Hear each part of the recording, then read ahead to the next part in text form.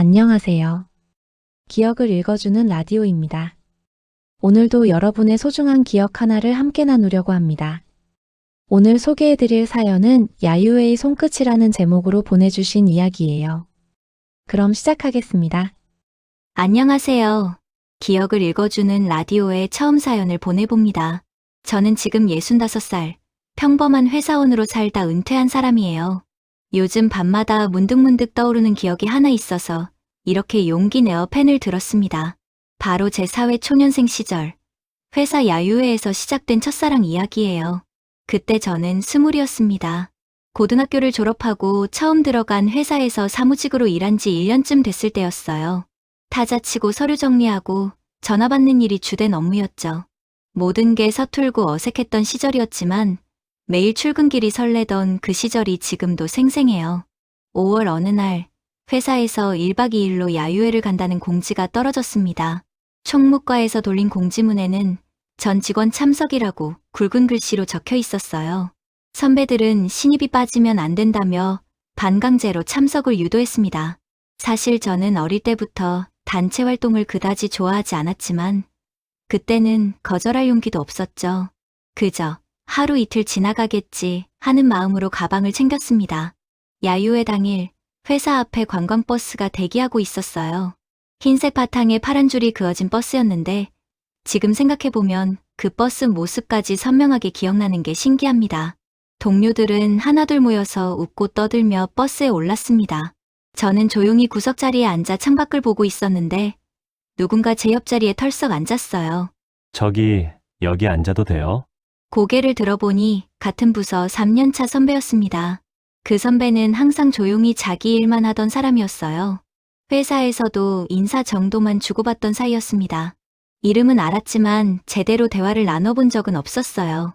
그저 저 선배는 말이 별로 없구나 정도로만 생각했던 사람이었죠. 아, 네, 물론이죠. 버스가 출발하고 동료들은 노래를 부르고 게임을 했습니다. 앞좌석에서는 사랑의 스킨십 게임으로 웃음이 터졌고 뒤쪽에서는 트로트가 흘러나왔어요. 선배는 옆에서 조용히 책을 읽었고 저는 창밖 풍경을 바라봤어요. 그런데 이상하게 그 침묵이 불편하지 않았습니다. 오히려 편안했어요. 1시간쯤 지났을까요? 선배가 조용히 말을 걸었어요. 책 읽는 거 방해되지 않아요? 아니요, 괜찮아요.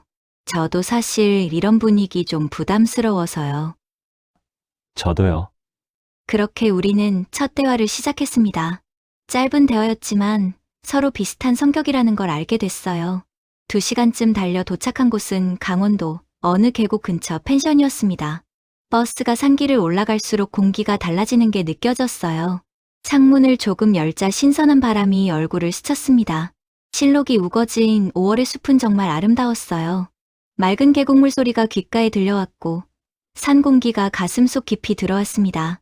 서울의 매연 냄새와는 완전히 다른 풀과 흙 냄새가 났어요. 점심을 먹고 자유시간이 주어졌어요. 저는 혼자 펜션 주변을 산책하고 있었는데 뒤에서 누군가 불렀습니다. 저도 같이 걸어도 될까요? 돌아보니 버스에서 옆자리에 앉았던 그 선배였어요. 저는 고개를 끄덕였고 우리는 나란히 숲길을 걷기 시작했습니다. 회사 생활은 어때요? 많이 힘들죠? 조금요. 그래도 배울 게 많아서 괜찮아요. 저도 처음엔 그랬어요. 시간이 지나면 익숙해질 거예요. 우리는 좋아하는 음악, 주말에 하는 일, 회사에서의 에피소드까지 이야기를 나눴어요. 선배는 클래식을 좋아했고 주말마다 서점에 간다고 했습니다. 저는 라디오 듣는 걸 좋아한다고 말했어요. 특히 밤에 듣는 라디오가 좋다고 했죠. 처음 제대로 나눈 대화였는데 이상하게 편했습니다. 마치 오래전부터 알던 사람처럼요. 저녁 식사 후 펜션 마당에 모닥불을 피웠어요. 부장님이 기타를 가져와서 노래를 부르기 시작했고 동료들은 하나둘 둘러앉았습니다. 술이 조금씩 돌고 분위기가 무르익자 몇몇 동료들은 춤을 췄어요. 저는 살짝 취기만 오른 상태로 모닥불을 바라보고 있었습니다. 산책 한 번 더 할래요? 바람 쐬고 오면 좋을 것 같은데. 선배가 조용히 물었어요. 저는 고개를 끄덕였고 우리는 펜션을 벗어나 근처 강가로 향했습니다. 5월의 밤하늘은 별로 가득했어요. 어릴 때 시골에서 본 이후로 처음 보는 별빛이었습니다. 강물은 달빛을 받아 은빛으로 반짝였고 바람은 시원했습니다. 우리는 강가를 따라 천천히 걸었어요. 발소리, 강물 소리, 바람 소리만 들렸습니다. 별이 정말 많네요. 서울에선 이렇게 못 보죠. 언제 이런 걸 다시 볼 수 있을까요? 맞아요. 이런 게 진짜 사치인 것 같아요. 이 순간을 오래 기억하고 싶어요. 대화가 끊기고 침묵이 흘렀습니다. 하지만 그 침묵이 불편하지 않았어요. 오히려 그 순간이 너무 평화로웠습니다. 그때였어요. 걷다가 발을 헛디뎠는지 제가 휘청했습니다. 강가의 돌이 미끄러웠던 거예요. 그 순간 선배의 손이 제 손등을 살짝 스쳤어요. 정말 찰나였습니다. 0.5초도 안 되는 순간이었죠. 하지만 그 순간 제 심장은 미친 듯이 뛰었어요. 손끝에서 전류가 흐르는 것 같았습니다. 따뜻하고 부드러운 감촉이었어요. 얼굴이 확 달아올랐고 귓가가 뜨거워졌습니다. 심장이 터질 것 같았어요. 어둠 속이라 다행이었죠. 그렇지 않았다면 제 새빨간 얼굴이 다 보였을 테니까요. 괜찮아요. 선배가 걱정스럽게 물었습니다. 네, 괜찮아요. 저는 겨우 대답했지만 목소리가 떨렸어요. 그 순간부터 선배의 옆모습이 달리 보였습니다. 달빛을 받은 그 사람의 얼굴이 왠지 더 선명하게 보였어요. 우리는 다시 펜션으로 돌아왔습니다. 그날 밤 저는 잠을 거의 못 잤어요. 손끝이 스친 그 순간이 계속 머릿속에 맴돌았습니다. 야유회가 끝나고 월요일 다시 일상으로 돌아왔어요. 하지만 뭔가 달라진 게 있었습니다. 사무실에서 선배와 눈이 마주칠 때마다 심장이 두근거렸고 선배가 제 자리 근처를 지나갈 때면 긴장이 됐어요. 며칠이 지난 어느 날 선배가 제 책상 위에 작은 메모를 놓고 갔어요. 점심 같이 먹을래요? 라고 적혀 있었습니다. 점심시간 우리는 회사 근처 작은 밥집에 갔습니다. 다른 동료들 눈을 피해 조용한 곳을 골랐어요. 야유회 때 즐거웠어요. 저도요. 다음에도 같이 산책할래요? 주말에 시간 되면요. 저는 너무 놀라서 숟가락을 떨어뜨릴 뻔했어요. 얼굴이 빨개진 채로 고개를 끄덕였습니다. 그 다음 주 토요일, 우리는 처음으로 제대로 된 데이트를 했습니다. 장소는 남산공원이었어요. 우리는 자전거를 빌렸고 선배가 타는 법을 가르쳐줬습니다. 저는 균형을 잡지 못해 비틀거렸고 선배가 뒤에서 자전거를 잡아줬어요. 이제 놓을게요. 혼자 해봐요. 아니에요. 무서워요. 괜찮아요. 할 수 있어요.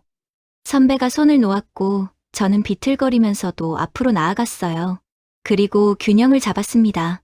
바람이 얼굴을 스치고 나무들이 옆으로 지나가고 세상이 달리 보였어요. 할 수 있잖아요. 선배가 웃으며 외쳤습니다. 저녁 무렵 우리는 벤치에 앉아 군것질거리를 먹었어요. 해가 지는 모습을 보며 나란히 앉아 있었죠. 오늘 정말 즐거웠어요. 저도요.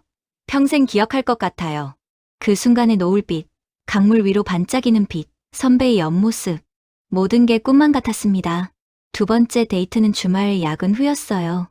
함께 일을 마치고 새벽 1시쯤 회사를 나섰습니다. 우리는 회사 앞 포장마차에 들어갔어요. 배고프죠? 라면 먹을래요? 선배가 포장마차 아저씨에게 라면 2개를 주문했습니다. 우리는 작은 테이블에 앉아 김이 모락모락 나는 라면을 먹었어요. 쿠루룩 먹으며 오늘 했던 일에 대해 투덜거렸습니다. 힘들죠. 저도 그랬어요. 그래도 참아야죠. 선배는 어떻게 버텨요? 이런 순간 때문이에요. 힘든 일 끝나고 이렇게 누군가랑 라면 먹는 거요. 그 말에 저는 웃음이 나왔어요. 새벽 포장마차 라면이 이렇게 행복할 수 있다는 게 신기했습니다. 그렇게 한 달쯤 흘렀을까요? 우리는 일주일에 한두 번씩 만났어요. 점점 가까워지고 있었습니다. 그런데 어느 날 선배가 심각한 표정으로 제게 말했습니다. 저 다음 달에 본사로 발령이 날 것 같아요. 본사는 부산이었어요. 그 말을 듣는 순간 머릿속이 하얘졌습니다. 언제요? 다음 달 초 2주 후쯤이요. 저는 아무 말도 할 수 없었어요. 겨우 시작된 이 감정을, 이 관계를 어떻게 해야 할지 몰랐습니다. 미안해요. 저도 갑자기라서. 선배도 난처한 표정이었어요. 그 후 2주는 정말 빨리 지나갔습니다. 우리는 몇 번 더 만났지만 무거운 침묵이 흘렀어요. 퇴근 후 짧은 산책을 할 때도 주말에 잠깐 만날 때도 말을 아꼈습니다. 서로 하고 싶은 말은 많았지만 입 밖으로 꺼내지 못했어요. 좋아해요라는 말도, 보고 싶을 거예요라는 말도 하지 못했습니다. 발령 전날 회사에서 선배의 송별회가 있었어요. 부서 사람들이 모여 술과 안주를 먹었습니다. 송별회가 끝나고 사람들이 하나둘 자리를 떠났어요. 저도 일어나려는데 선배가 조용히 말했습니다. 잠깐만요. 할 말이 있어요. 우리는 식당을 나와 조용한 골목길을 걸었어요. 5월의 밤바람이 불었습니다. 그동안 고마웠어요. 정말 행복했어요. 야유회 때부터 지금까지 모든 순간이 좋았어요. 선배의 목소리가 떨렸어요. 저도요, 정말 행복했어요. 그게 마지막이었습니다. 악수도, 포옹도 하지 못했어요. 그저 눈빛으로만 작별 인사를 나눴습니다. 선배는 부산으로 떠났고, 저는 서울에 남았어요. 한동안 편지를 주고받았습니다. 일주일에 한 번씩, 때로는 2주에 한 번씩 편지가 왔어요. 부산 생활 이야기, 새로운 회사 사람들 이야기를 적어보냈습니다. 저도 서울 이야기, 회사 이야기를 편지에 담았어요. 하지만 점점 편지가 뜸해졌습니다. 한 달에 한 번, 2달에 한 번으로 간격이 벌어졌어요. 몇 달 후, 선배가 부산에서 누군가를 만났다는 소식을 들었습니다. 결국 자연스럽게 연락이 끊겼죠. 그 후 저는 다른 사람을 만나 결혼했고, 아이를 낳고 평범하게 살았습니다. 행복한 삶이었어요. 그 후회는 없어요. 하지만 가끔, 정말 가끔씩 그때 그 순간이 떠오릅니다. 야유의 밤, 강가를 걷다 손끝이 스쳤던 그 순간. 남산 공원에서 자전거를 타며 웃었던 날. 포장마차 라면을 나눠 먹으며 행복했던 새벽. 그 모든 순간이 제 마음속 어딘가에 고스란히 남아 있어요. 지금도 밤하늘의 별을 보거나 강가를 걸으면 문득 그때가 떠오릅니다. 손끝이 스친단 몇 초, 짧은 데이트의 웃음, 그리고 미처 전하지 못한 마음. 그 모든 순간이 제 마음을 평생 바꿔놓았습니다. 첫사랑은 이루어지지 않아도, 끝까지 가지 못해도 그 자체로 아름답다는 걸 그때 배웠어요. 지금 이 순간에도 저는 가끔 창문을 열고 밤하늘을 봅니다. 그리고 조용히 미소 지으며 생각하죠. 그때 정말 행복했어. 그걸로 충분합니다. 여러분도 혹시 문득 떠오르는 그런 순간이 있나요? 손끝 하나로 마음이 흔들렸던 기억. 짧았지만 깊이 새겨진 첫사랑의 기억. 그 순간들이 지금의 여러분을 만들었을 거예요. 그 기억들을 소중히 간직하세요. 그것이 우리가 살아온 증거니까요. 네, 사연 끝까지 들어주셔서 감사합니다. 손끝 하나로 시작된 사랑. 그리고 그 사랑이 남긴 평생의 기억.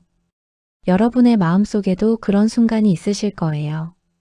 짧았지만 깊었던, 이루어지지 않았지만 여전히 빛나는 그 순간 말이에요. 오늘 그 기억을 한번 떠올려 보세요. 그리고 조용히 미소 지어 보세요. 그것만으로도 우리는 충분히 행복할 수 있으니까요. 여기는 기억을 읽어주는 라디오였습니다. 좋은 밤 되세요.